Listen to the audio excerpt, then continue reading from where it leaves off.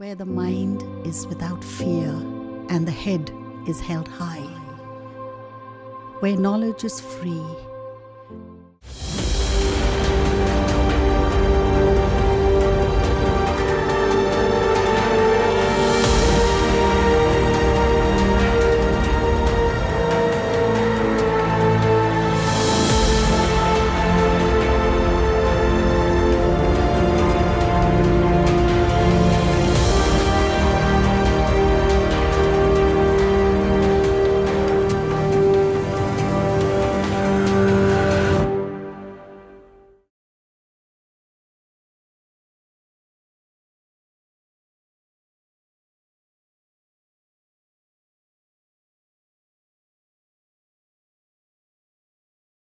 Good morning প্রিয় ছাত্রছাত্রীরা, আশা করি তোমরা ভালো আছো এবং তোমাদের পড়াশোনাও রীতিমতো চলছে। আমরা আবার ফিরে এসেছি সেই অনলাইন ক্লাসরুমে এবং এই অনলাইন ক্লাসরুম তোমরা নিয়মিত ফলো করবে এই আশা রেখে আজকের ক্লাস আমি বুদ্ধদেব বিশ্বাস, মালদা জেলা স্কুলের ফিলোজফির শিক্ষক শুরু করছি।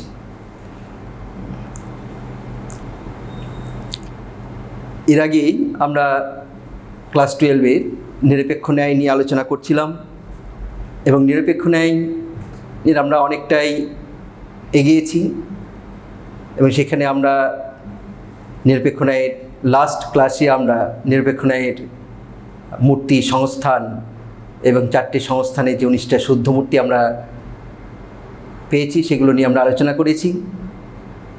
আজকে আমরা তারপরের পয়েন্ট অর্থাৎ নিরপেক্ষ ন্যায়ের বৈধতা সম্পর্কীয় নিয়ম নিয়ে আলোচনা করব। তো এর আগেও আমরা বলেছিলাম যে একটা নিরপেক্ষ যুক্তি বা ন্যায় গঠন করার পর আমাদের দেখতে হবে সেই যুক্তিটি বৈধ না অবৈধ। অর্থাৎ অবৈধ যুক্তির একটি অন্যতম বৈশিষ্ট্য হলো যুক্তির বৈধতা বিচার। অর্থাৎ একটা যুক্তি কখন বৈধ হয় কখন অবৈধ হয় সেটা আমাদের নির্ণয় করতে হয় এবং এটাই তর্কবিদ্যার মূল আলোচ্য বিষয়। স্থায়ীভাবেই এই নিরপেক্ষ ন্যায় যে আমরা গঠন করেছি এবং নিরপেক্ষ ন্যায় নিয়ে যে আলোচনা করছি, এই নিরপেক্ষ ন্যায়ের অর্থাৎ একটা নিরপেক্ষ যুক্তিকে বৈধ হতে গেলে সেক্ষেত্রে কতগুলো নিয়ম অনুসরণ করতে হবে। অর্থাৎ কতগুলি নিয়ম অনুসরণ করেই নিরপেক্ষ যুক্তির বৈধতা বিচার করতে হবে। তাই যে নিয়মগুলো আমরা এখানে আলোচনা করব সেগুলো হচ্ছে বৈধতা সম্পর্কীয় নিয়ম এবং এই সঙ্গে তোমাদের মনে রাখতে হবে যে এই নিরপেক্ষ ন্যায়ের বৈধতা সম্পর্কীয় নিয়ম সাধারণত 10টি, অর্থাৎ 10টি সাধারণ নিয়ম আছে। তো এই 10টি সাধারণ নিয়মের মধ্যে আমরা এই নিয়মগুলোকে দুটো ভাগে ভাগ করতে পারি। একটা হচ্ছে মুখ্য আর একটা হচ্ছে গৌণ। তো এই মুখ্য নিয়মগুলির মধ্যে যেগুলো পড়ে সেই নিয়মগুলোকে আমাদের ভালো করে বিশ্লেষণ করতে হবে, নিয়মগুলোকে আমাদের জানতে হবে এবং নিয়মগুলির প্রয়োগ আমাদের শিখতে হবে।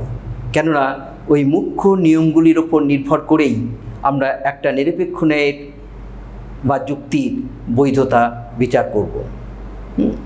তো যাই হোক, আমরা এই যে সাধারণ 10টি নিয়ম, এই 10টি নিয়মের মধ্যে যে মুখ্য নিয়ম, সেই মুখ্য নিয়মগুলোর মধ্যে প্রথমেই যখন আমরা নিরপেক্ষ যুক্তির গঠন নিয়ে আলোচনা করছিলাম, অর্থাৎ নিরপেক্ষ যুক্তি গঠন সম্পর্কে বৈশিষ্ট্যের কথা আমরা বলেছিলাম, তখন সেক্ষেত্রে 2টি বৈশিষ্ট্যের কথা আমরা বলেছিলাম। কি? যে একটি নিরপেক্ষ ন্যায় মানে 3টি পদ থাকবে। কি কি? পক্ষপদ, সাধ্যপদ আর হেতুপদ। দ্বিতীয় বৈশিষ্ট্য কথা আমরা বলেছিলাম কি? যে একটি নিরপেক্ষ ন্যায়ে 3টি বচন থাকবে, তার বেশিও নয় কমও নয়। কেননা নিরপেক্ষ ন্যায় এক প্রকার হচ্ছে মাধ্য অনুমান, আর মাধ্য অনুমানের অন্যতম বৈশিষ্ট্য হচ্ছে যে অবরোহণমানে 2টি আশ্রয় বাক্য থেকে সিদ্ধান্তটি অনিবার্যভাবে নিশ্চিত হয় তাকে বলা হয় মাধ্য অনুমান। কাজেই নিরপেক্ষ ন্যায় অনুমান যেহেতু মাধ্য অনুমান, সেটি ক্ষেত্রে একটা নিরপেক্ষ যুক্তি 3টি বচন দ্বারা গঠিত হবে, তার বেশিও নয় কমও নয়। তা তা আমরা এই যে গঠন সম্পর্কে বৈশিষ্ট্য কথা আমরা বলেছিলাম, এই দুটিকে আমরা সাধারণত বলে থাকি, এই সাধারণ 10টি যে নিয়ম আমরা পেয়েছি সেই 10টি নিয়মের মধ্যে এই গঠন সম্পর্কে বৈশিষ্ট্য দুটিও পড়ে, অর্থাৎ এই দুটোকে আমরা বলতে পারি গঠন সম্পর্কে নিয়ম। তা প্রথম নিয়ম আমরা কি পেয়েছিলাম? 1 নম্বর,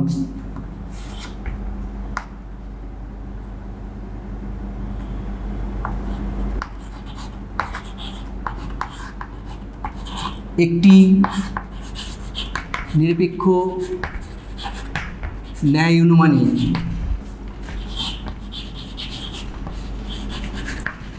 তিনটি পদ থাকবে। একটি নিরপেক্ষ ন্যায় অনুমানিক 3টি পদ থাকবে। কি কি? পক্ষপদ,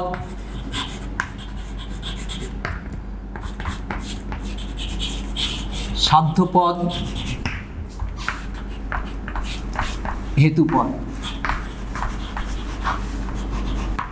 এই 3টে পদ দ্বারা একটি নিরপেক্ষ ন্যায় গঠিত হবে এবং এই 3টে পদ দুবার করে ব্যবহৃত হবে, অর্থাৎ 3টে বচনে এই 3টে পদ থাকবে এবং এই 3টে পদ দুবার করে ব্যবহৃত, অর্থাৎ পক্ষপদ দুবার ব্যবহৃত হবে, সাধ্যপদ দুবার ব্যবহৃত হয়, হেতুপদ দুবার ব্যবহৃত হয়। এবং তোমরা এর আগে দেখেছো যে সিদ্ধান্তের উদ্দেশ্য পদকে বলা হয় পক্ষপদ, সিদ্ধান্তের বিধেয় পদকে বলা হয় সাধ্যপদ, এবং যে পদটি উভয় আশ্রয় বাক্যে থাকে কিন্তু সিদ্ধান্তে থাকে না তাকে বলা হয় হেতুপদ।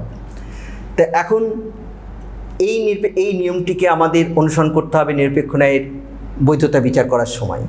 কিন্তু এই 3টে পদ ছাড়া যদি অতিরিক্ত কোনো পদ থাকে, অর্থাৎ কোনো নিরপেক্ষ ন্যায় মানে এই 3টের বেশি পদ থাকে, অর্থাৎ 4টি পদ থাকে, তাহলে সেই নিরপেক্ষ ন্যায়মানটি অবৈধ হয়ে পড়বে এবং সেক্ষেত্রে নিরপেক্ষ ন্যায়মানটি দোষদুষ্ট হবে এবং সেক্ষেত্রে যে দোষ ঘটবে সেই দোষটিকে বলা হয় চারিপদ গঠিত দোষ।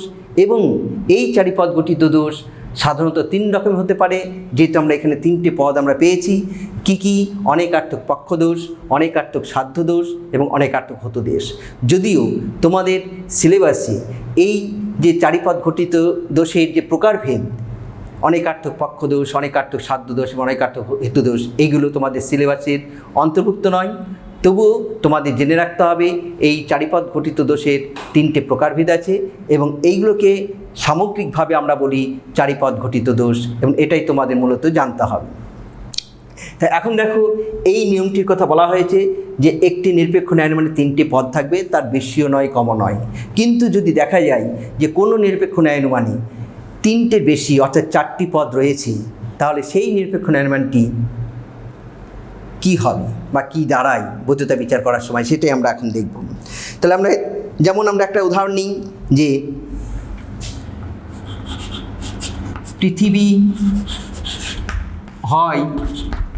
পৃথিবী হয় এমন গ্রহ যা সূর্যের চারদিকে ঘোরে। পৃথিবী হয় এমন গ্রহ যা সূর্যের চারদিকে ঘোরে। দেখো,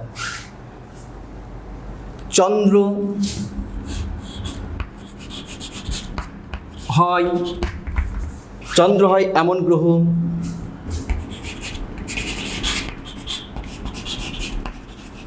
যা পৃথিবীর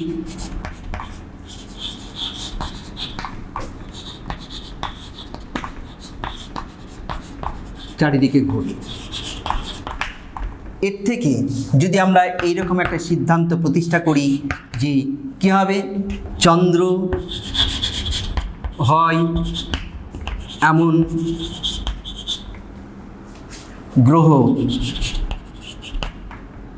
যা সূর্যের চারিদিকে ঘোরে। এখন এই যুক্তিটি ভালো করে লক্ষ্য করো। আমরা কি বলেছিলাম যে একটা নিরপেক্ষ ন্যায় 3টে পদ থাকবে। এখানে দেখো, এটা সিদ্ধান্ত, এটা হচ্ছে পক্ষপদ। সিদ্ধান্তের উদ্দেশ্য পদকে বলা হয় পক্ষপদ। এমন গ্রহ যা সূর্যের চারদিকে ঘুরে, যা সূর্যের চারদিকে ঘোরে, যা সূর্যের চারদিকে ঘোরে। এটা হচ্ছে সাধ্যপদ। এবং সিদ্ধান্তের এই পক্ষপদটা কোথায় থাকে? পক্ষবাক্যে থাকে। এটা পক্ষপদ।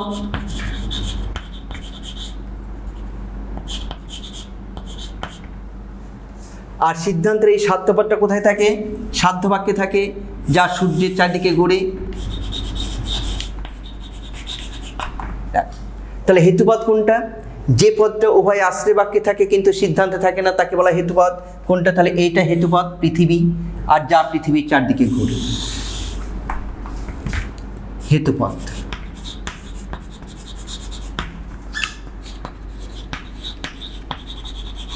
না, এবারে লক্ষ্য করো, আমরা কি বলেছিলাম যে এই যে তিনটে পদের কথা বলা হয়েছে, পক্ষপদ, সাধ্যপদ, হেতুপদ, এই তিনটে পদ দুবার করে ব্যবহৃত হবে একই অর্থে, কিন্তু কোনো একটি পদ যদি ভিন্ন ভিন্ন অর্থে ব্যবহৃত হয় তাহলে সেই পদটি দুটো অর্থ হয়ে যাবে এবং সেক্ষেত্রে দুটো পদ হিসাবে সেক্ষেত্রে ধরা হবে।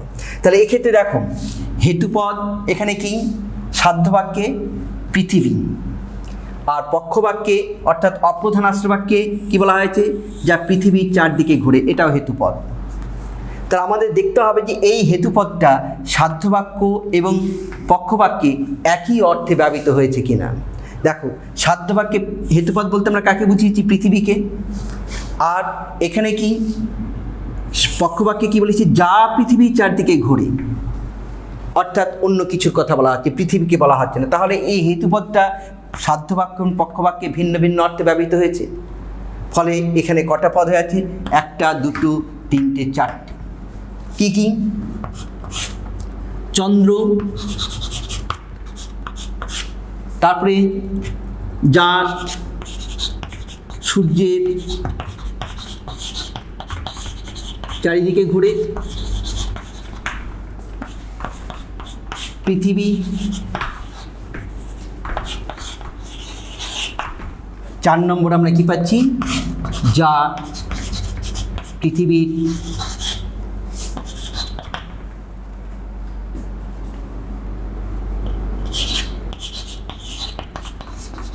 চারিদিকে ঘুরে। তাহলে কটা পদ হলো? 1, 2, 3, 4। কিন্তু আমরা নিয়মে কি বলেছি? যে একটি নিরপেক্ষ নামের 3টে পদ থাকবে, তার বেশিও নয় কমও নয়। কিন্তু আমরা এই যুক্তির ক্ষেত্রে আমরা কি দেখলাম? যে 4টি পদ রয়েছে। কাজেই এই যুক্তিটি এই নিয়মটিকে লঙ্ঘন করেছে। আর কোনো যুক্তির ক্ষেত্রে কোনো নিয়ম লঙ্ঘন করলে সেই যুক্তিটি কী হবে? অবৈধ হয়ে পড়বে। কাজে এক্ষেত্রেও এই নিয়মটি লঙ্ঘন করা এই যুক্তির ক্ষেত্রে এই যুক্তিটি অবৈধ এবং যুক্তিটি চারিপদ ঘটিত দোষে দুষ্টু। তাহলে যুক্তিটি কি? যুক্তিটি অবৈধ এবং যুক্তিটি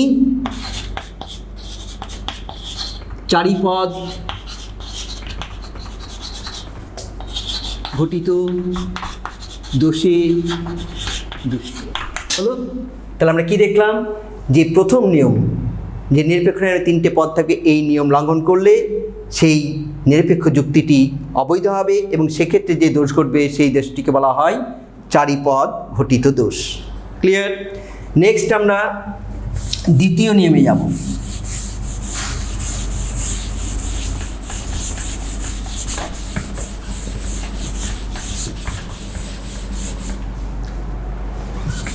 দুই নম্বর কি? একটি নিরপেক্ষ নামের মানে 3টি বচন থাকবে। 3টি বচন থাকবে। কি কি? সাধ্যবাক্য, পক্ষবাক্য আর সিদ্ধান্ত। দ্বিতীয় নিয়মে বলা হচ্ছে একটি নিরপেক্ষ নামের মানে 3টি বচন থাকবে। পক্ষবাক্য, সাধ্যবাক্য অর্থাৎ প্রধান আশ্রয়বাক্য, পক্ষবাক্য অর্থাৎ অপ্রধান আশ্রয়বাক্য, সিদ্ধান্ত অর্থাৎ সাধ্যবাক্য পক্ষবাক্য থেকে যে বচনটি নিশ্চিত হয় তাকে বলা হয় সিদ্ধান্ত। এই 3টি বচন দ্বারা একটি নিরপেক্ষ ন্যায় গঠিত হবে। এবং তোমরা কিছুক্ষণ আগে আমরা বললাম যে একটি নিরপেক্ষ ন্যায়ের যে প্রধান বৈশিষ্ট্য, নিরপেক্ষ ন্যায় হচ্ছে এক প্রকার মাধ্যানুমান এবং মাধ্যানুমানের ক্ষেত্রে কি হয়? যে দুটি আশ্রয়বাক্য থেকে একটি সিদ্ধান্ত নিশ্চিত হয়। কিন্তু যদি দুটির বেশি আশ্রয় বাক্য থাকে, অর্থাৎ তিনটে বেশি বচন থাকে, তাহলে কি হয়ে যাবে? সেটা নিরপেক্ষ ন্যায় হবে না, সেটা হবে ন্যায় শৃঙ্খল, সোরাইটিস, ন্যায় শৃঙ্খল। কাজেই একটি নিরপেক্ষ ন্যায়ানুমান এই তিনটি বচন অবশ্যই তার বেশিও নয়, কমও নয়, এবং সেটা নিরপেক্ষ ন্যায়ানুমানের বৈশিষ্ট্য অনুসারে। নেক্সট 3 নম্বর কি, যে হেতুপদকে অন্তত একবার বাক্য হতে হবে।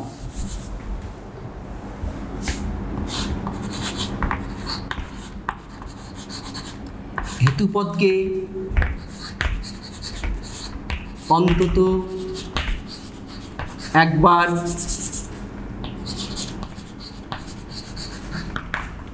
ব্যাপ্য হতে হবে। নিরপেক্ষ ন্যায়ের বৈধতা সম্পর্কীয় 3 নম্বর নিয়ম এবং অত্যন্ত গুরুত্বপূর্ণ একটি নিয়ম হচ্ছে যে উভয় আশ্রবাক্যে, একটি নিরপেক্ষ ন্যায়ানুমানের উভয় আশ্রবাক্যে যে হেতুপদ থাকে সেই হেতুপদকে অন্তত একবার ব্যাপ্য হতে হবে। কিন্তু যদি দেখা যায় যে কোনো একটি নিরপেক্ষ ন্যায়ানুমানী উভয় আশ্রবাক্যে যে হেতুপদ আছে সেই হেতুপদ একবারও ব্যাপ্য হয়নি পদের ব্যাপ্যতার নিয়ম অনুযায়ী, তাহলে সেই নিরপেক্ষ যুক্তিটি অবৈধ হবে এবং সেক্ষেত্রে যে দোষ ঘটবে সেই দোষটিকে বলা হয় অব্যাপ্য হেতু দোষ। তাহলে কি, হেতুপদকে অন্তত একবার, উভয় আশ্রবাক্যে যে হেতুপদ আছে সেই হেতুপদকে একবার ব্যাপ্য হতে হবে। যেমন ধরো একটা উদাহরণ নাও, যে সকল মানুষ হয় সৎ ব্যক্তি। সকল মানুষ হয় সৎ ব্যক্তি। সকল কবি হয় সৎ ব্যক্তি। অতএব সকল কবি হয় মানুষ। দেখো এই যুক্তিটি ভালো করে লক্ষ্য করো। এক্ষেত্রে এই যুক্তিটিতে এটা হচ্ছে সিদ্ধান্ত, সাধ্যবাক্য, পক্ষবাক্য, সিদ্ধান্ত। সিদ্ধান্তের উদ্দেশ্য পদটা হচ্ছে কি? পক্ষপদ। মানুষটা হচ্ছে কি? সাধ্যপদ। পক্ষপদ মানে এস, সাধ্য পি। এখানে দেখো তাহলে পক্ষবাক্যে এটা হচ্ছে এস, আর সৎ ব্যক্তি এটা হচ্ছে হেতুপদ, অর্থাৎ এম। এই হেতুপদটা কোথায় আছে? এখানেও আছে, আর এখানে পি আছে। দেখো তাহলে আমাদের নিয়মে কি বলা হয়েছে? যে হেতুপদকে অন্তত একবার বাক্য হতে হবে। তাহলে এখানে আমাদের কি দেখতে হবে? যে এই যুক্তিতে সাধ্যবাক্য পক্ষবাক্যে হেতুপদটি একবার বাক্য হয়েছে কিনা, অন্তত একবার বাক্য হয়েছে কিনা দেখে নিতে হবে। লক্ষ্য করো, সাধ্যবাক্য, সাধ্যবাক্য প্রধান আশ্রয় বাক্য কি বচন? এ বচন। এবং এই বচনের কোন স্থানে হেতুপদটি রয়েছে? বিধেয় স্থানে। অর্থাৎ সাধ্যবাক্য এ বচনের বিধেয় পদ হিসাবে হেতুপদটি ব্যবহৃত হয়েছে। কিন্তু তোমরা পূর্বে দেখেছো যে পদের ব্যাপ্যতার নিয়ম অনুযায়ী যে এই বচনের বিধেয় পদ ব্যাপ্য নয়। এই বচনের বিধেয় পদ ব্যাপ্য নয়, এই বচন বিধেয় পদকে ব্যাপ্য করে না। তাহলে আমরা এখানে দেখতে পাচ্ছি যে সাধ্যবাক্যে এই বচন হয় এবং তার বিধেয় স্থানে হেতুপদটি থাকায় ব্যাপ্য হওয়ার সুযোগ পায়নি, অব্যাপ্য রয়েছে। এবারে দেখো পক্ষবাক্য, হেতুপদটি ব্যাপ্য হয়েছে কিনা। এক্ষেত্রে পক্ষবাক্যটাও কি বচন? এ বচন। এবং এই পক্ষবাক্যে হেতুপদটি কোথায় রয়েছে? বিধেয় স্থানে। অর্থাৎ পক্ষবাক্যেও হেতুপদটি বিধি হিসাবে ব্যবহৃত হয়েছে। কাজেই একইভাবে যে এই পক্ষবাক্য হেতুপদটি ব্যাপ্য হওয়ার সুযোগ পায়নি, কেননা এই বচন বিধেয় পদকে ব্যাপ্য করে না। তাহলে আমরা কি দেখলাম? যে উভয় আশ্রবাক্যে যে হেতুপদ রয়েছে সেই হেতুপদ একবারও ব্যাপ্য হওয়ার সুযোগ পায়নি, কেননা উভয় আশ্রবাক্য এই বচন হয়েছে এবং এই বচনের বিধেয় স্থানে হেতুপদটি থাকায় একবারও ব্যাপ্য হওয়ার সুযোগ পায়নি। ফলে কি হয়েছে? এই নিয়মটিকে লঙ্ঘন করছে, যে হেতুপদকে অন্তত একবার ব্যাপ্য, এই নিয়মটি লঙ্ঘন করছে। ফলে কি হবে? এই যুক্তিটি অবৈধ হবে। যুক্তিটি অবৈধ, আর অবৈধ হলে কি হবে? যুক্তিটি দোষদুষ্ট হবে, এবং সেই দোষটি কি দোষ হবে? অব্যাপ্য হেতু দোষ। অব্যাপ্য হেতু দোষ। তাহলে আমরা কি দেখলাম যে নিরপেক্ষ ন্যায়ের 3 নম্বর নিয়ম অর্থাৎ হেতুবাদকে অন্তত একবার ব্যাপ্য হতে হবে। এই নিয়মটি কোনো নিরপেক্ষ যুক্তির ক্ষেত্রে যদি লঙ্ঘন করা হয় তাহলে সেক্ষেত্রে যে দোষ ঘটবে সেই দোষটিকে বলা হয় অব্যাপ্য হেতু দোষ। নেক্সট 4 নম্বর,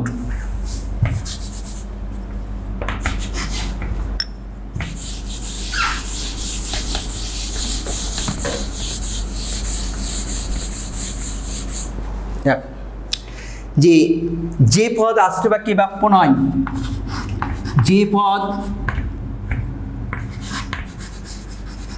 আশ্রয় বাক্যে ব্যাপ্য নয় সেই পদ সিদ্ধান্তে, যে পদ আশ্রয় বাক্যে ব্যাপ্য সেই পদ সিদ্ধান্তে ব্যাপ্য হতে পারে না।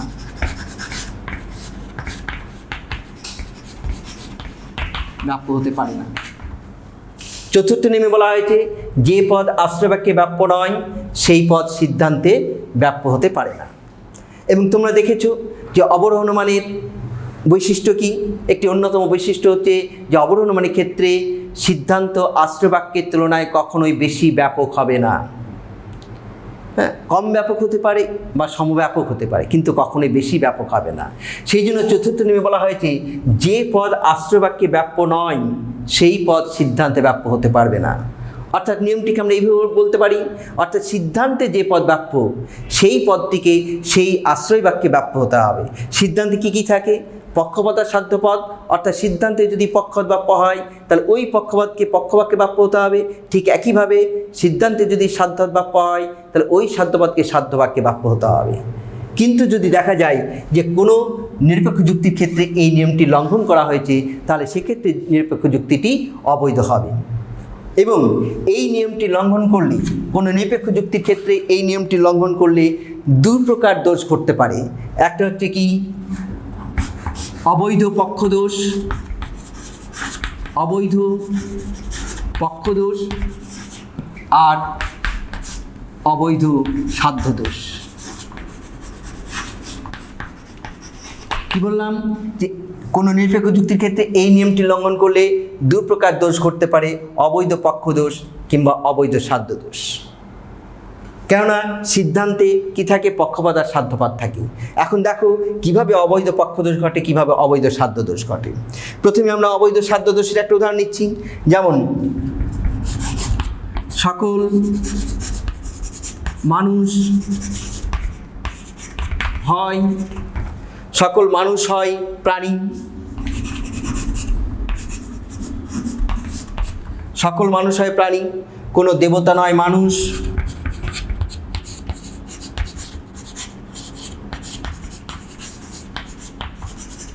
দেবতা নয় মানুষ, অতএব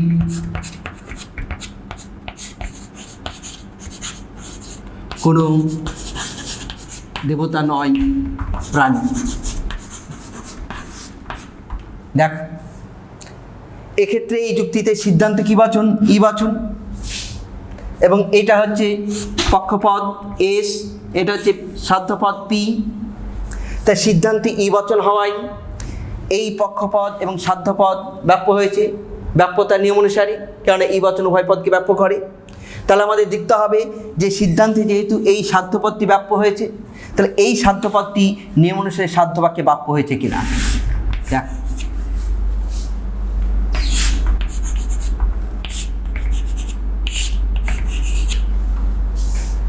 দেখো এখানে সাধ্যবাক্য কি বচন? এই বচন, এবং এই বচনের কোন স্থানে রয়েছে সাধ্যপদটি? বিধেয় স্থান। তাহলে সিদ্ধান্ত ই বচন হওয়ায় সাধ্যপদ ব্যাপ্য হয়েছে, কিন্তু এই সাধ্যপদ সাধ্যবাক্য এ বচন হওয়ায় এবং তার বিধেয় স্থানে থাকায় ব্যাপ্য হওয়ার সুযোগ পায়নি। কেন?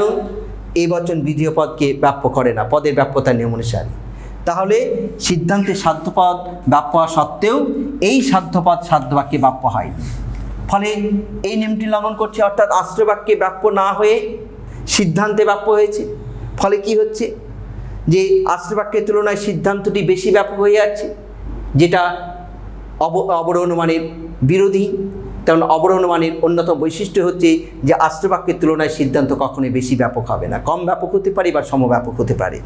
তাহলে এই নিয়মটি, এই যুক্তির ক্ষেত্রে সিদ্ধান্তে সাধ্যপদটি বাপ্য হয়েছে এবং ওই সাধ্যপদ সাধ্যকে বাপ্য না হয় যুক্তিটি অবৈধ,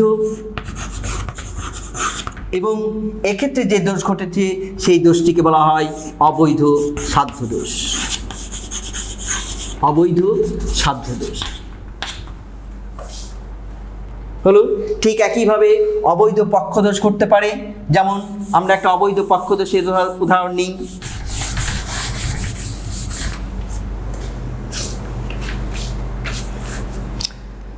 দেখো, কোনো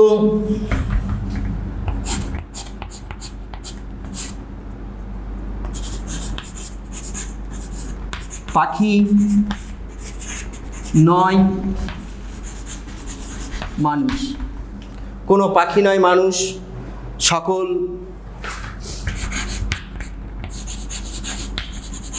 পাখি হয় প্রাণী।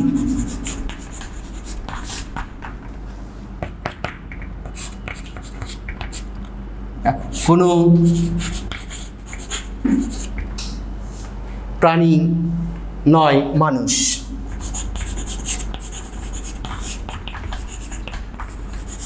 কোনো প্রাণী নয় মানুষ। দেখো, সিদ্ধান্ত, এটা ইবাচন সিদ্ধান্ত, এটা হচ্ছে পক্ষপদ, মানুষ হচ্ছে সাধ্যপদ, আর পাখি হচ্ছে হেতুপদ। হেতুপদ, এখানে প্রাণীটা হচ্ছে পক্ষপদ পক্ষবাক্যে, আর মানুষটা হচ্ছে সাধ্যপদকে সাধ্যপদ। এক্ষেত্রে এই যুক্তির ক্ষেত্রেও সিদ্ধান্ত ইবাচন হয়, পক্ষপদ এবং সাধ্যপদ উভয় পদই বাপ্য হয়েছে। তাহলে নিয়ম অনুসারে এই পক্ষপদকে কোথায় বাপ্য হতে হবে? পক্ষবাক্যে বাপ্য হতে হবে। তাহলে দেখো, সাধ্যবাক্য, এই সিদ্ধান্তে প্রাণী এই পক্ষ বাপ্য হয়েছে এবং এই পক্ষপদটি পক্ষবাক্যে বাপ্য হয়েছে কিনা। তাহলে এখানে দেখো, পক্ষবাক্য কী বাচন? এ বাচন, এবং এই বচনে কোন স্থানে রয়েছে? বিধেয় স্থানে রয়েছে পক্ষপদটি, কিন্তু এই বচন বিধেয় পদকে ব্যাপ্য করে না। এই বচন বিধেয় পদকে ব্যাপ্য করে না পদের ব্যাপ্যতা নিয়ম অনুসারে। তাহলে আমরা কি দেখতে পাচ্ছি? যে সিদ্ধান্ত ই বচন হওয়ায় পক্ষপদ বাপ্য হয়েছে, কিন্তু এই পক্ষবাক্য এই বচন হওয়ায় এবং তার বিধেয় স্থানে থাকায় বাপ্য হওয়ার সুযোগ পায়নি, কেননা এই বচন বিধেয় পদকে বাপ্য করেনি। ফলে এই নিয়মটি লঙ্ঘন করছে, আর তার ফলে যুক্তিটি কি অবৈধ হয়ে পড়ছে। যুক্তিটি অবৈধ, এবং এক্ষেত্রে যে দোষ ঘটছে সেই দোষটিকে বলা হচ্ছে অবৈধ পক্ষদোষ। অবৈধ পক্ষদোষ হলো। এইভাবে কোনো নিরপেক্ষ যুক্তির ক্ষেত্রে যদি এই নিয়মটি লঙ্ঘন করা হয়, অর্থাৎ যে পদ আশ্রয়বাক্যে বাপ্য নয় সেই পদ সিদ্ধান্তে বাপ্য হতে পারে না, নিয়মটি লঙ্ঘন করা হলে আমরা যুক্তিটি দুপ্রকার দোষ করতে পারে, অবৈধ পক্ষদোষ করতে পারে কিংবা অবৈধ সাধ্য দোষ করতে পারে। হলো। এরপরে আমরা চলে যাব 5 নম্বর নিয়ম।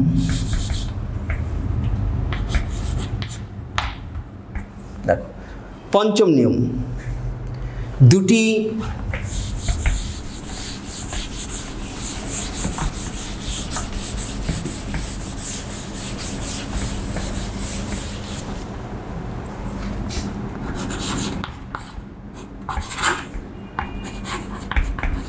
নঅর্থক আশ্রয়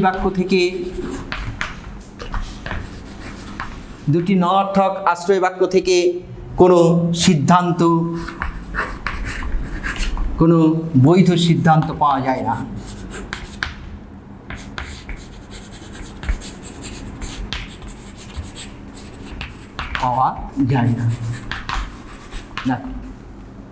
পঞ্চম বলা হচ্ছে দুটি নঅর্থক আশ্রয় বাক্য থেকে কোনো বৈধ সিদ্ধান্ত পাওয়া যায় না। এর আগে আমরা আলোচনা করেছিলাম যে হেতুপদের ভূমিকা, উভয় আশ্রয়বাক্যে একটি নিরপেক্ষ ন্যায় মানে উভয় আশ্রয়বাক্যে যে হেতুপদ থাকে সেই হেতুপদের একটি ভূমিকা, গুরুত্বপূর্ণ ভূমিকার কথা আমরা বলেছিলাম। কি যে নঅর্থক বচনের কি হয়, উদ্দেশ্য ও বিধেয় পদের মধ্যে কোনো সম্বন্ধ থাকে না।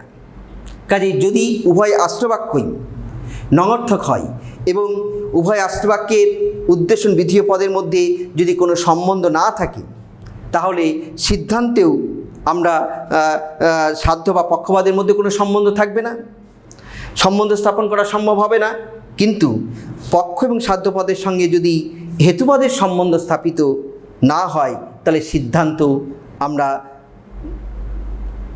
প্রতিষ্ঠা করা সম্ভব হবে না, এবং সেই জন্য এর দ্বারা প্রমাণিত হয় যে দুটি নঙর্থক আশ্রয়বাক্য থেকে কোনো সিদ্ধান্ত পাওয়া যায় না। তার মানে কি, যে সাধ্যবাক্যে কি থাকে, সাধ্যপদ আর হেতুপদ থাকে, আর পক্ষবাক্যে কি থাকে, পক্ষপদ আর হেতুপদ থাকে।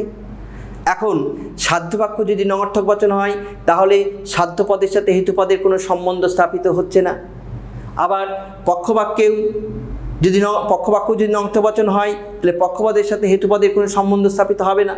ফলে সাধ্যবাক্যে সাধ্যপদের সাথে হেতুপদের, পক্ষবাক্যে পক্ষপদের সাথে হেতুপদের সম্বন্ধ স্থাপিত না হলে সিদ্ধান্তেও আমরা পক্ষপদের সাথে সাধ্যপদে কোনো সম্বন্ধ স্থাপন করতে আমরা পারবো না। এর দ্বারাই প্রমাণিত হয় যে দুটি আশ্রয়বাক্য যদি নঙর্থক হয় তাহলে তার থেকে কোনো বৈধ সিদ্ধান্ত পাওয়া যায় না। অর্থাৎ যদি যুক্তিটা এরকম হয় যে কোনো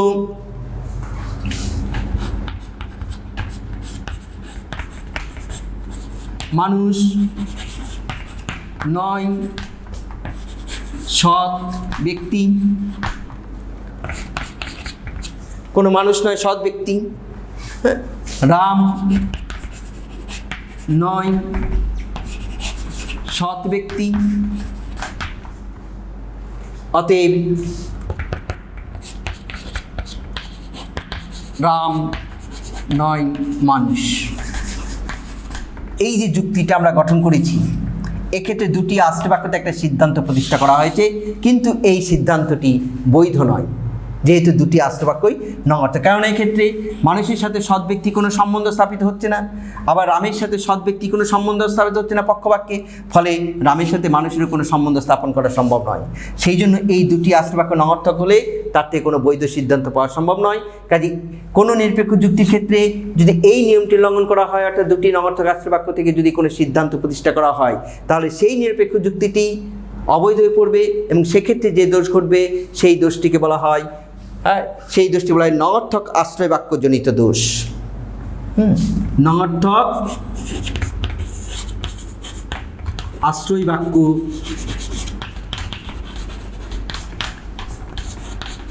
জনিত দোষ। তাহলে এই নিয়মটি লঙ্ঘন করলে যুক্তিটিতে এই দোষ ঘটবে, নঙর্থক আশ্রয়বাক্য জনিত দোষ হলো। এরপর হচ্ছে 6 নম্বর নিয়ম।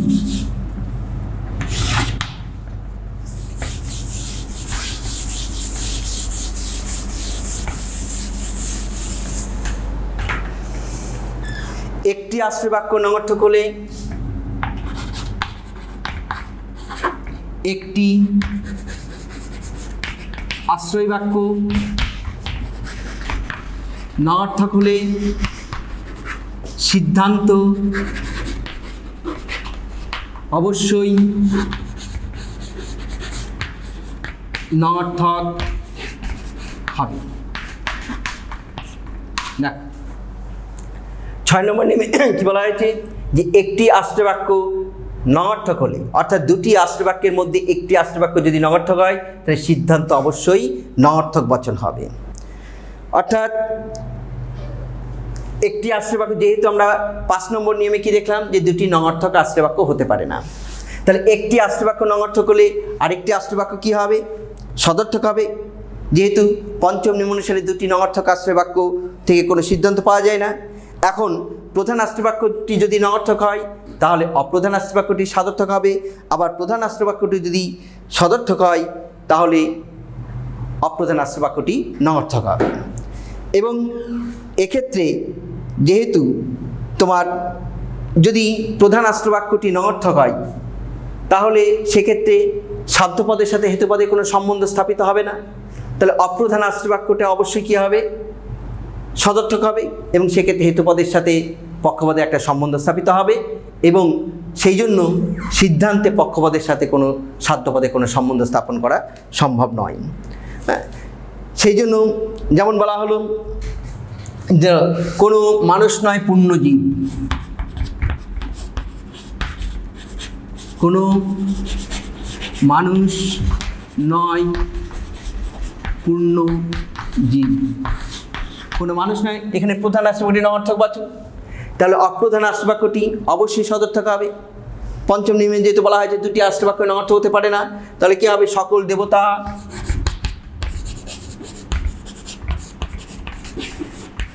হয় পূর্ণজীব, অতএব তাহলে সিদ্ধান্ত অবশ্যই কী হবে? নঅর্থক হবে। সিদ্ধান্ত অবশ্যই নঅর্থক হবে। কোনো মানুষ নয় দেবতা। এখানে প্রধান রাষ্ট্রবাক্যটি নঅর্থক, অর্থাৎ পূর্ণজীবটা হচ্ছে হেতুপদ, এটা সাধ্যপদ।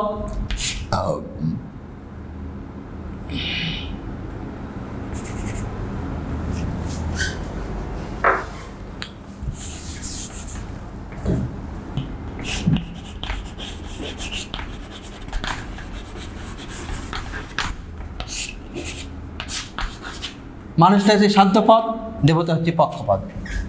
তাহলে সাধ্যবাক্য অর্থাৎ অপ্রধান রাষ্ট্রবাক্য নঅর্থক হয়। এখানে সাধ্যপদের সাথে হেতুপদের কোনো সম্বন্ধ স্থাপিত হচ্ছে না, কিন্তু পক্ষবাক্য সদর্থক হয়। এখানে পক্ষপদের সাথে হেতুপদের একটা সম্বন্ধ স্থাপিত হচ্ছে। যেহেতু সাধ্যপদের সাথে হেতুপদের কোনো সম্বন্ধ স্থাপিত হচ্ছে না, সেহেতু সিদ্ধান্তেও এই পক্ষপদের সাথে সাধ্যপদের কোনো সম্বন্ধ স্থাপন করা সম্ভব নয়। সেই জন্য একটি রাষ্ট্রবাক্য নঅর্থক হলে সিদ্ধান্ত অবশ্যই নঅর্থক বচন হবে। নেক্সট 7 নম্বর নিয়ম কি?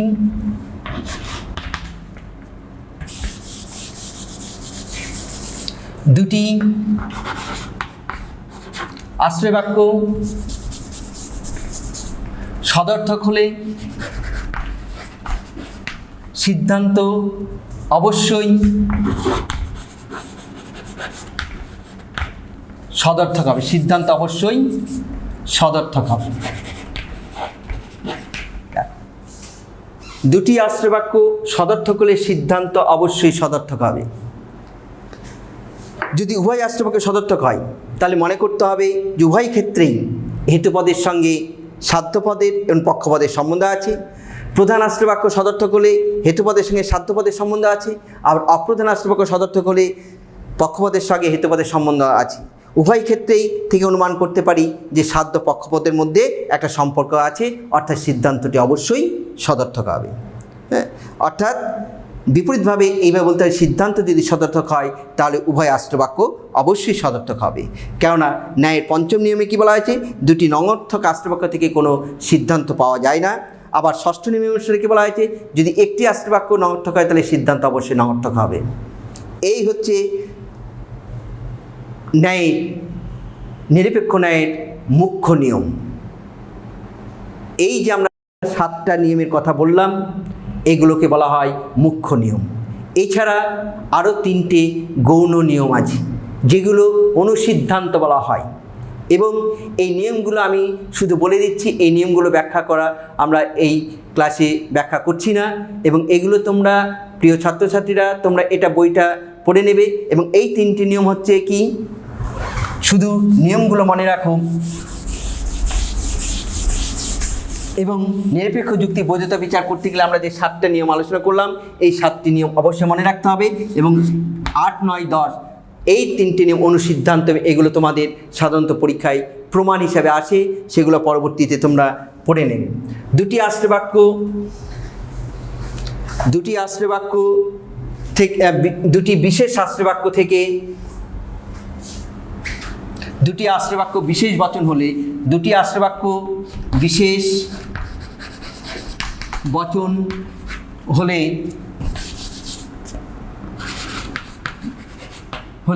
কোনো সিদ্ধান্ত, কোনো বৈধ সিদ্ধান্ত পাওয়া যায় না। বৈধ সিদ্ধান্ত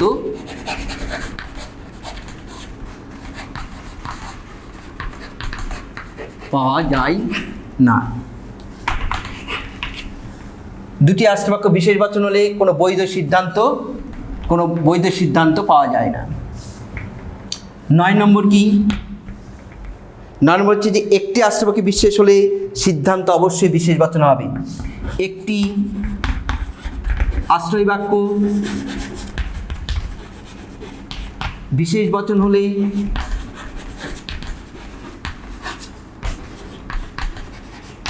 সিদ্ধান্ত অবশ্যই বিশেষ সিদ্ধান্ত অবশ্যই বিশেষ বচন হবে। 10 নম্বর কি? একটি 9 নম্বরে কী পেলাম? একটি আশ্রয়বাক্য বিশেষ বচন হলে সিদ্ধান্ত অবশ্যই বিশেষ বচন হবে। 10 নম্বর নিয়ম হচ্ছে যে প্রধান আশ্রয়বাক্য বিশেষ, প্রধান আশ্রয় বাক্য বিশেষ বচন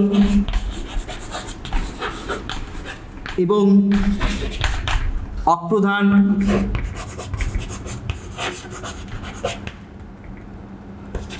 আশ্রয় বাক্য নঅর্থক হলে, অপ্রধান আশ্রয় বাক্য নঅর্থক হলে, অপ্রধান আশ্রয় বাক্য নঅর্থক হলে কোনো বৈধ সিদ্ধান্ত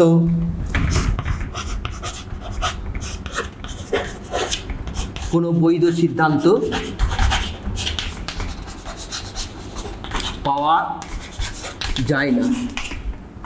তাহলে অনুসিদ্ধান্ত হিসেবে আমরা 3টি নিয়ম আমরা পেয়েছি। কি? যে দুটি আশ্রয়বাক্য বিশেষ বচন হলে কোনো বৈধ সিদ্ধান্ত পাওয়া যায় না। নবম নিয়ম হিসেবে আমরা কী পেয়েছি? একটি আশ্রয়বাক্য বিশেষ বচন হলে সিদ্ধান্ত অবশ্যই বিশেষ বচন হবে।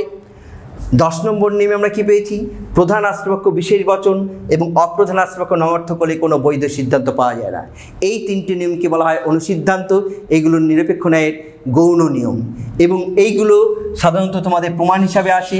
অনুসিদ্ধান্ত জ্যামিতি যেমন প্রমাণ সেরকমভাবে আসে, সেগুলো তোমরা একটু পড়ে নেবে। এই হচ্ছে নিরপেক্ষ ন্যায়ের বৈধতা সম্পর্কে নিয়ম। এরপরে আমরা পরবর্তী পয়েন্টে যাব।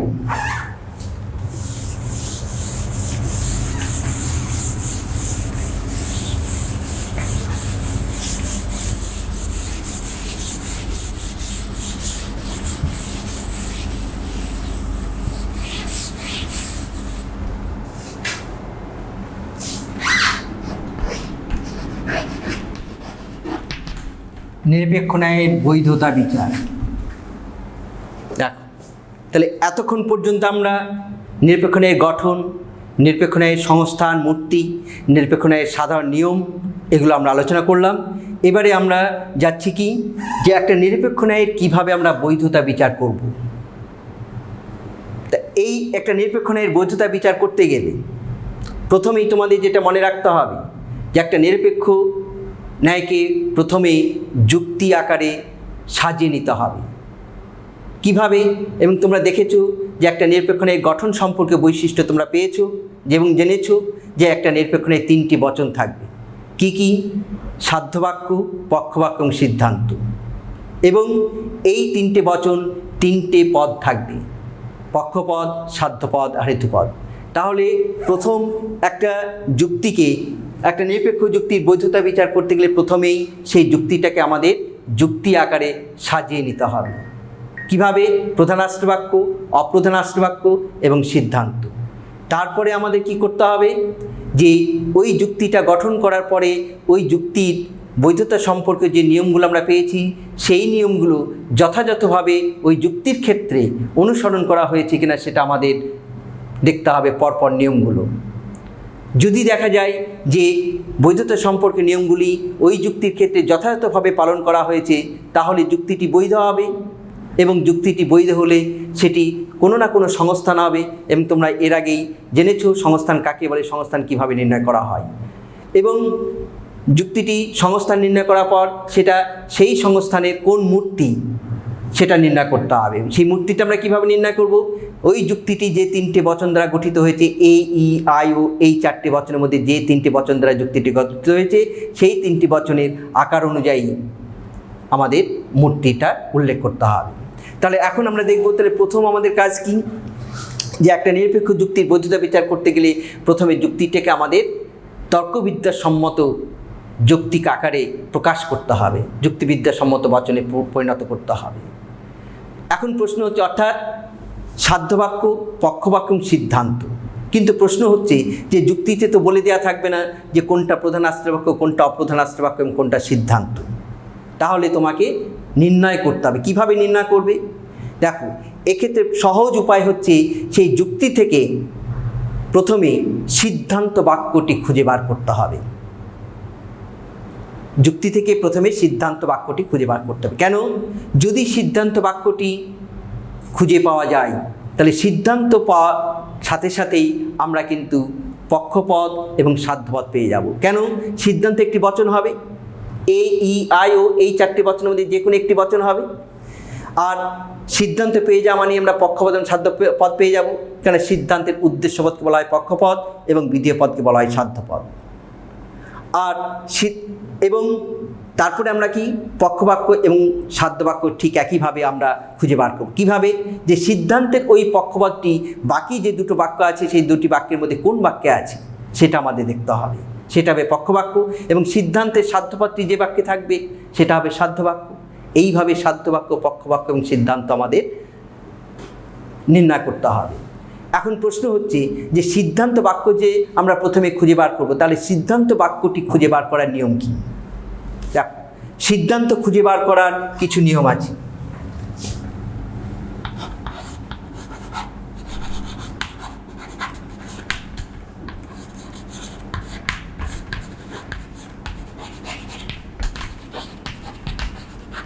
সিদ্ধান্ত খুঁজে বার করার নিয়ম।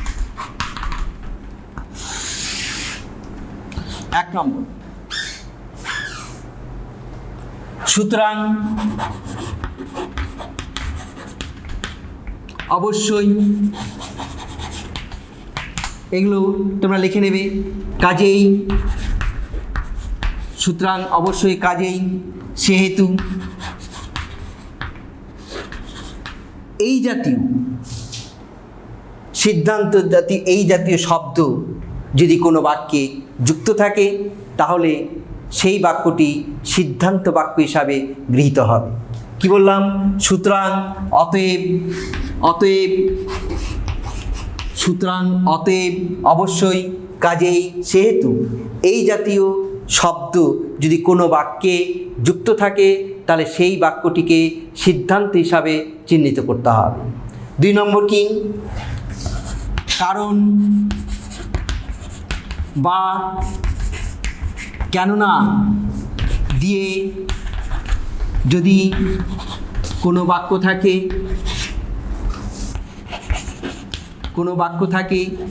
তাহলে ঠিক তার আগের বাক্যটি, ঠিক তার আগের বাক্যটি সিদ্ধান্ত হবে। দেখো, কারণ বা কেননা দিয়ে, যুক্তিতে কারণ বা কেননা দিয়ে যদি কোনো বাক্য থাকে তাহলে তার আগে যে বাক্যটি রয়েছে সেই বাক্যটিকে সিদ্ধান্ত হিসাবে চিহ্নিত করতে হবে।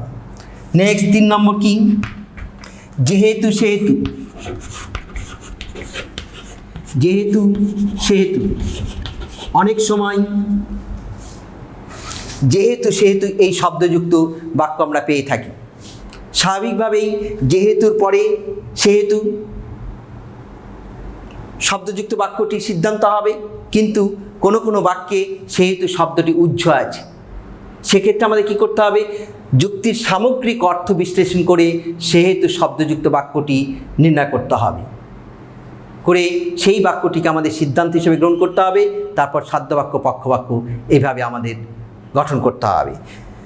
এবারে আমরা এইভাবে আমরা কিছু দেখি, একটা যুক্তি আমরা এইভাবে গঠন করার চেষ্টা করব।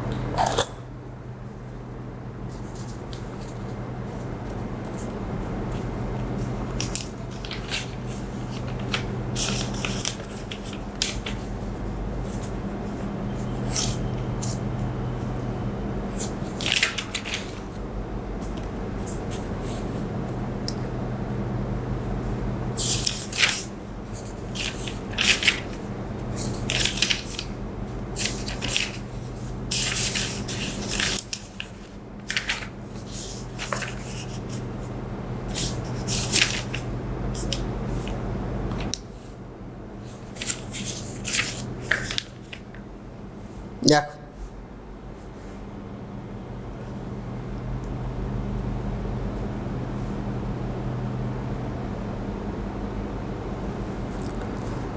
আমরা একটা যুক্তি নিচ্ছি, কোনো সফল ব্যক্তি অলস নয়। কোনো সফল ব্যক্তি অলস নয়। কতিপয় ভারতীয় সফল, কতিপয় ভারতীয় সফল, সুতরাং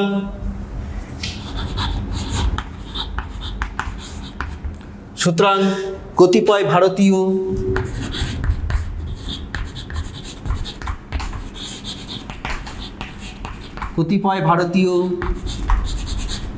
অলস নয়। দেখ আমরা একটা যুক্তি নিয়েছি, কোনো সফল ব্যক্তি অলস নয়, কতিপয় ভারতীয় সফল, সুতরাং কতিপয় ভারতীয় অলস নয়। এই যুক্তিটির আমরা বৈধতা বিচার করব। এই যুক্তিটির বৈধতা বিচার করতে গেলে আমাদের স্টেপগুলো কি?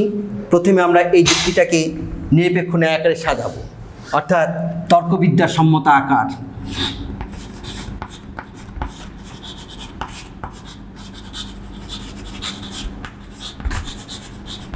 তর্কবিদ্যা সম্মত আকার।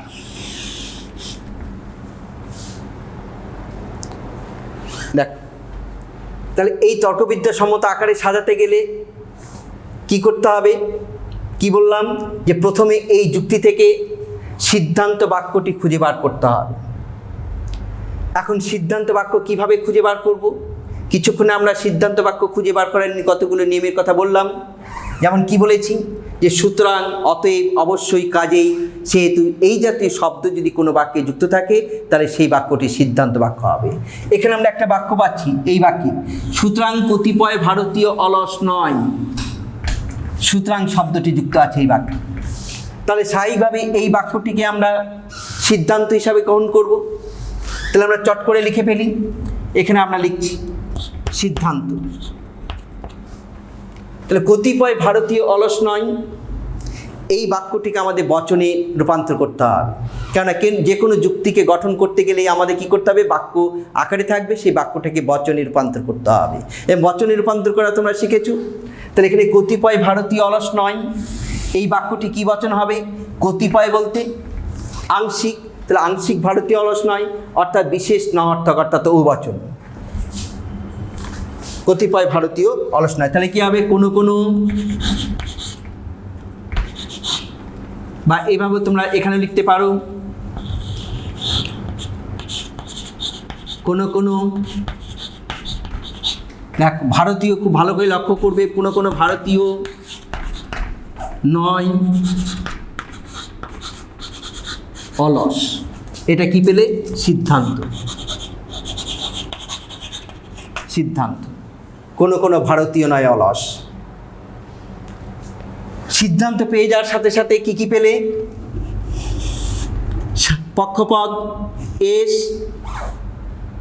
আর সাধ্যপদ পি। তাহলে এই বাক্যটা সিদ্ধান্ত হলো।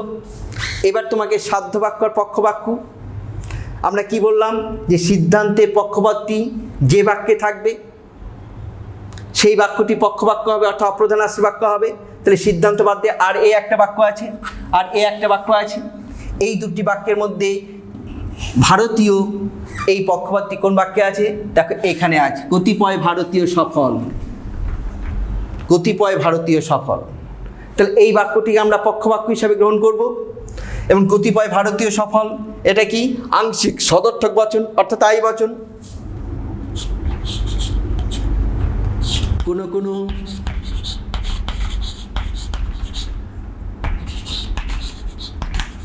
ভারতীয় হয় সফল।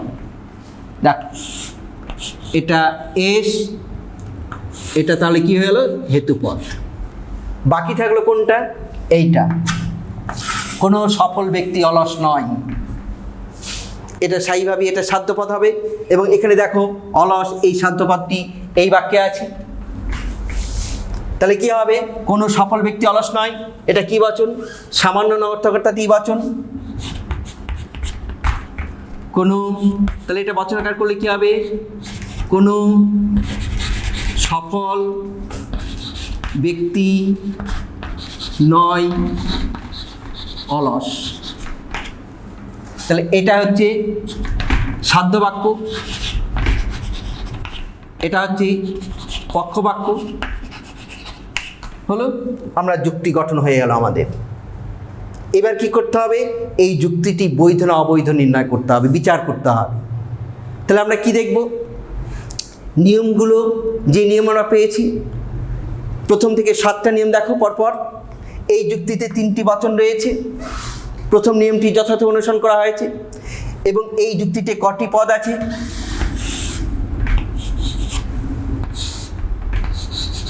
দেখো 3টে পদ আছে, ভারতীয়, অলস আর সফল। এবং এই 3টে পদই দুবার করে ব্যবহৃত হয়েছে। সিদ্ধান্তে ভারতীয় যে অর্থে ব্যবহৃত হয়েছে, পক্ষবাক্য সে একই অর্থে ব্যবহৃত হয়েছে। সিদ্ধান্তে অলস সাধ্যপদ যে অর্থে ব্যবহৃত হয়েছে, সাধ্যবাক্য সে একই অর্থে ব্যবহৃত হয়েছে, সাধ্যবাক্যও সেই একই অর্থে ব্যবহৃত হয়েছে। এবং সাধ্যবাক্য হেতুপদটি যে অর্থে ব্যবহৃত হয়েছে, পক্ষবাক্য সে একই অর্থে ব্যবহৃত হয়েছে। তাহলে 3টে পদ রয়েছে এবং দুবার করে ব্যবহৃত হয়েছে, 3টের বেশি পদ নেই। তৃতীয় নিয়মে কি বলা হয়েছে? যে হেতুপদকে অন্তত একবার ব্যাপ্য হতে হবে। হেতুপদ কোনটা এখানে? সফল ব্যক্তি। দেখো সাধ্যবাক্য ই বচন হয়, হেতুপদ একবার বাপ্য হয়েছে, কেননা ই বচন উভয় পদকে বাপ্য করে। তাহলে 3 নম্বর নিয়ম উল্লঙ্ঘন করেনি। 4 নম্বর নিয়মে কি বলা হয়েছে? যে পদ আশ্রয়বাক্যে বাপ্য নয় সেই পদ সিদ্ধান্তে বাপ্য হতে পারবে না। অর্থাৎ সিদ্ধান্তে যে পদ বাপ্য সেই পদকে সেই আশ্রয়বাক্যে বাপ্য হতে হবে। সিদ্ধান্ত কি বচন? ও বচন। ও বচন হওয়ায় সাধ্যপদটি বাপ্য হয়েছে, কারণ ও বচন দ্বিতীয় পদকে বাপ্য করে। তাহলে এই নিয়ম অনুসারে এই সাধ্যপদকে সাধ্যবাক্যে বাপ্য হতে হবে। দেখো সাধ্যবাক্যে সাধ্যপদটি বাপ্য হয়েছে কিনা। সাধ্যবাক্যে সাধ্যপদটি বাপ্য হয়েছে, কেন? সাধ্যবাক্য ই বচন, ই বচন উভয় পদকে বাপ্য করে। তাহলে চতুর্থ নিয়ম উল্লঙ্ঘন করেনি।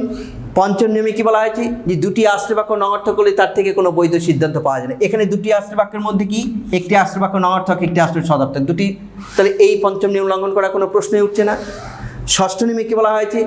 যে দুটি আশ্রয়বাক্য মধ্যে একটি আশ্রয়বাক্য যদি নঙর্থক হয় তাহলে সিদ্ধান্ত অবশ্যই নঙর্থক হবে। এখানে দেখো এই দুটি আশ্রয়বাক্যের মধ্যে প্রধান আশ্রয়বাক্যটি নঙর্থক বচন, সিদ্ধান্ত নঙর্থক বচন হয়েছে। কাজেই এক্ষেত্রে আমরা যে ন্যায় যে বৈধতা সম্পর্কীয় যে নিয়মগুলো আমরা পেয়েছি, সেই নিয়মগুলি এই যুক্তির ক্ষেত্রে যথাযথভাবে অনুসরণ করা হয়েছে। ফলে এই যুক্তিটি, এবার আমরা কি করব? এবার এর সংস্থান নির্ণয় করতে হবে। কোন সংস্থান? সংস্থান আমরা কিভাবে নির্ণয় করব? যে এই যুক্তির ক্ষেত্রে উভয় আশ্রয়বাক্যে যে হেতুপদ আছে সেই হেতুপদের অবস্থান দেখে আমরা সংস্থান নির্ণয় করব। দেখো প্রধান আশ্রয়বাক্যে হেতুপদটা কোন স্থানে আছে?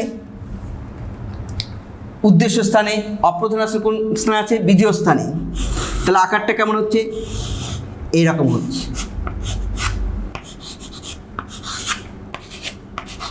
এটা কোন সংস্থান? প্রথম সংস্থান। এটা হচ্ছে প্রথম সংস্থান। তাহলে এখানে সংস্থান হচ্ছে প্রথম সংস্থান। প্রথম সংস্থান এইভাবে লিখতে হবে, প্রথম সংস্থান। এবারে কি? মূর্তি। মূর্তি, মূর্তি কি কি পেয়েছো? E I O, E I O, E I O. এবং যেহেতু এক্ষেত্রে বৈধতা সম্পর্ক নিয়মের কোনো নিয়মই লঙ্ঘন করেনি, সেহেতু এই মূর্তিটা হচ্ছে বৈধ মূর্তি। তার দোষ, এখানে দোষ, কোনো দোষ আমরা পাইনি। তাহলে এটি বৈধ মূর্তি। বিচার, বিচার কি হবে? বৈধ মূর্তি। বৈধ মূর্তি। তাহলে যদি মূর্তিটা বৈধ হয় তাহলে এই মূর্তিটার নাম থাকবে। এবং এটা আমরা কোন সংস্থান পেয়েছি? প্রথম সংস্থান। প্রথম সংস্থানের বৈধ মূর্তিগুলো আমরা কি পেয়েছি? বারবারা, সিলারেন, ডেরিয়াই, ফেরিও। দেখো এখানে ই আই ও, এখানে ই আই ও, এই প্রথম সংস্থানের এই 3টে বচন দ্বারা যে বৈধ মূর্তিটির নাম পেয়েছি সেটা নাম হচ্ছে কি? ফেরিও।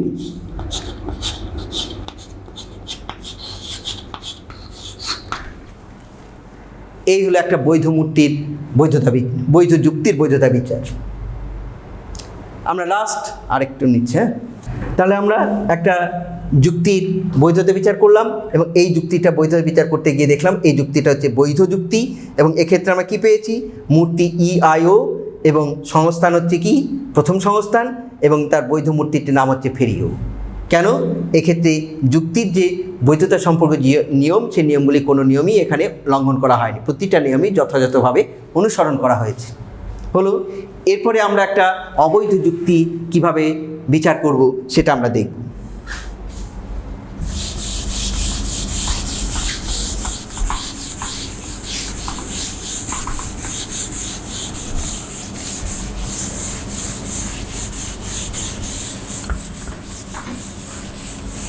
পাঁচ মিনিট হয়ে যাবে।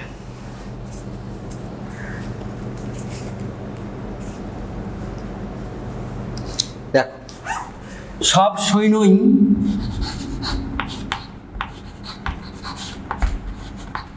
দেশপ্রেমী, সব সৈন্য দেশপ্রেমিক, নারীরা যেহেতু সৈন্য নয়,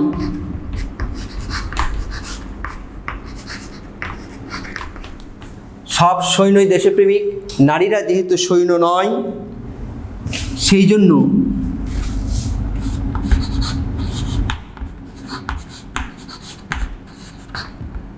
নারীদের দেশপ্রেমিক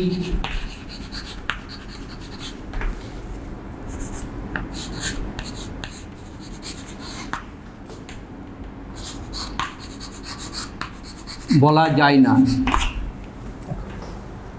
আমরা একটা যুক্তি নিয়েছি কি, সব সৈন্যই দেশপ্রেমিক, নারীরা যেহেতু সৈন্য নয়, সেই জন্য নারীদের দেশপ্রেমিক বলা যায় না। এই যুক্তিটির আমরা বৈধতা বিচার করব। ঠিক একইভাবে তর্কবিদ্যার সম্মত আকার,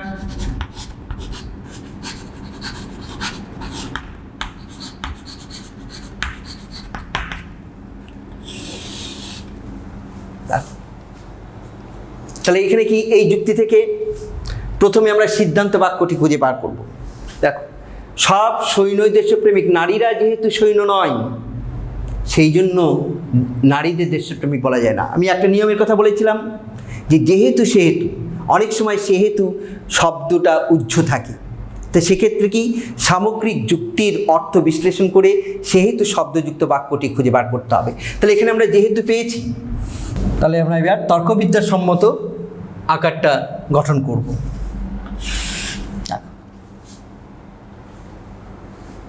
সেহেতু শব্দযুক্ত বাক্য খুঁজে আমরা বার করব। তাহলে আমরা যেহেতু শব্দটা আমরা পেয়েছি, কিন্তু সেহেতু শব্দটা এখানে নেই।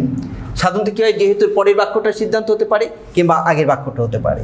এক্ষেত্রে নারীরা যেহেতু সৈন্য নয়, সেই জন্য নারীদের দেশপ্রেমিক বলা যায় না। তো সেই জন্য, এই যে সেই জন্য কথাটা আছে, এটাই তাহলে সিদ্ধান্ত বাক্য হবে, যেহেতু পরের বাক্যটা। তাহলে এখানে সিদ্ধান্ত বাক্যটা নারীদের দেশপ্রেমিক বলা যায় না। তো এই বাক্যটিকে বচনে রূপান্তর করলে কী হবে,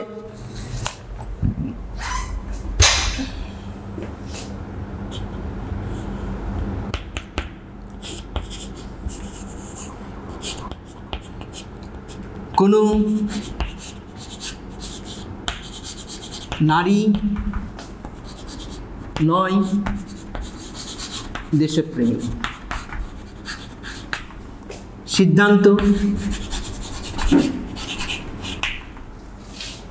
তাহলে আমরা সিদ্ধান্তর সাথে সাথে কি পেলাম, পক্ষপদ আর সাধ্যপদ, পক্ষপদ আর সাধ্যপদ। তাহলে এবারে দেখো, এই পক্ষপদটি এই বাক্যের কোন, এই যুক্তির কোন বাক্যে আছে, সব সৈন্য দেশপ্রেমিক নয়, নারীরা যেহেতু সৈন্য নয়, এই বাক্যে আমরা পাচ্ছি। তো স্বাভাবিকভাবে এই বাক্যটি কি হবে, পক্ষবাক্য হবে। নারীরা যেহেতু সেনাতার, তাহলে এটা হবে কোনো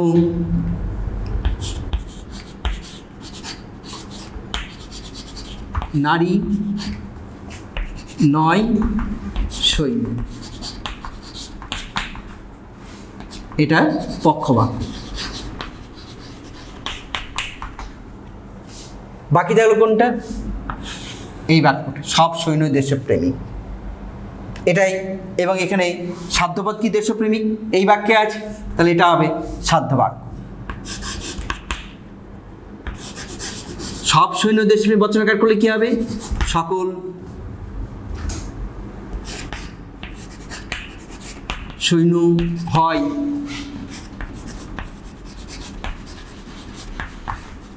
দেশপ্রেম, সাধ্যবাক্য। হলো এস এম পি এম। তাহলে এখানে সিদ্ধান্ত কি বচন? ই বচন। সিদ্ধান্ত ই বচন হয়, পক্ষপদ সাধ্যপদ উভয় পদই বাপ্য হয়েছে, কেন এই বচন উভয় পদকে বাপ্য করে। তাহলে ন্যায় নিয়ম অনুসারে এই উভয় পদকে উভয় আশ্রবাক্যে বাপ্য হতে হবে, অর্থাৎ পক্ষপদকে পক্ষবাক্যে বাপ্য হতে হবে, সাধ্যপদকে সাধ্যবাক্যে বাপ্য হতে হবে। এখন দেখা যাক সিদ্ধান্তের এই পক্ষপদটি পক্ষবাক্যে বাপ্য হয়েছে কিনা। সিদ্ধান্তের এই পক্ষপদটি পক্ষবাক্যে বাপ্য হয়েছে, কেন? পক্ষবাক্য ই বচন, পক্ষবাক্য ই বচন হয়, পক্ষপদটি বাপ্য হয়েছে। সিদ্ধান্তে পক্ষপদ বাপ্য এবং এই পক্ষপদ পক্ষবাক্য ই বচন হয়, বাপ্য হয়েছে। তাহলে পক্ষপদের দিক থেকে কোনো দোষ ঘটেনি। এবারে আমাকে দেখতে হবে সিদ্ধান্তে যে সাধ্যপদ বাপ্য হয়েছে, এই সাধ্যপদ সাধ্যবাক্যে বাপ্য হয়েছে কিনা। দেখো সিদ্ধান্ত সাধ্য বাপ্য, কিন্তু সাধ্যবাক্যে কি এই বচন, এবং সাধ্যবাক্যে এই বচন এবং তার বিধেয় স্থানে সাধ্যপদটি রয়েছে, ফলে বাপ্য হওয়ার সুযোগ পায়নি। কেননা এই বচন সাধ্যপদ বিধেয় পদকে বাপ্য করে না। তাহলে কি দেখলাম? যে সিদ্ধান্তে ই বচন হওয়ায় তার সাধ্যপদ বাপ্য হয়েছে, কিন্তু এই সাধ্যপদ সাধ্যবাক্যে এই বচন হওয়ায় এবং তার বিধি হিসাবে ব্যবহৃত হয়, বাপ্য হওয়ার সুযোগ পায়নি। ফলে ন্যায়ের যে চতুর্থ নিয়মে বলা হয়েছিল আশ্রবাক্যে যে পদ বাপ্য নয় সেই পদ সিদ্ধান্তে বাপ্য হতে পারে না, এই নিয়মটি লঙ্ঘন করা হয়েছে। সিদ্ধান্তের সাধ্য বাপ্য হয়েছে, কিন্তু ওই সাধ্যপদ সাধ্যকে বাপ্য হয়নি। তাহলে এখানে সংস্থান, কোন সংস্থান? হেতুপদটা দেখো, সাধ্যবাক্যে উদ্দেশ্য স্থানে আর পক্ষবাক্যে বিধেয় স্থানে।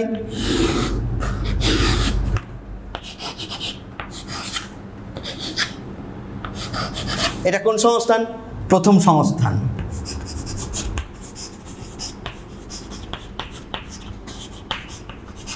মূর্তি কি কি বচন পেয়েছি? এ ই ই। দোষ কি দোষ? সিদ্ধান্তের সাধ্য বাপ্য, কিন্তু এই সাধ্য সাধ্যবাক্যে বাপ্য নয়, ফলে কি হবে? অবৈধ সাধ্য দোষ, অবৈধ সাধ্য দোষ। তাহলে এই যুক্তিটি অবৈধ। কেন? যেহেতু এখানে সিদ্ধান্ত ই বচন হয়, তার সাধ্য বাপ্য হয়েছে, কিন্তু এই সাধ্যবাক্যে এই বচন হয়, বাপ্য হওয়ার সুযোগ পায়নি, ফলে যুক্তিটি অবৈধ সাধ্য দোষে দুষ্ট হয়েছে। এইভাবে আমরা নিরপেক্ষ যুক্তির বৈধতা বিচার করব এই নিয়মগুলোকে অনুসরণ করে। এইভাবেই তোমরা প্রিয় ছাত্রছাত্রীরা তোমরা বাড়িতে অনুশীলনী থেকে প্র্যাকটিস করবে এবং নিয়মগুলো ভালোভাবে আরেকবার দেখে নেবে এবং বাড়িতে যথাযথভাবে সেই নিয়মগুলো প্রয়োগ করে যুক্তির বৈধতা বিচার করার চেষ্টা করবে এবং তোমাদের হাতের কাছে যে বইটি পাবে সেই বইটি একটু যদি ফলো করো তাহলে তোমরা এই নিয়মগুলো ভালোভাবে প্রয়োগ করতে পারবে এবং যুক্তি বৈধতা বিচার করতে তোমাদের আশা করি কোনো সমস্যা হবে না। এই সঙ্গেই আমরা এই অধ্যায় অর্থাৎ নিরপেক্ষ ন্যায় এটি আমরা শেষ করছি। ধন্যবাদ। তোমরা ভালো থাকবে, ভালোভাবে প্র্যাকটিস করবে, বাড়িতে পড়াশোনা চালিয়ে যাও।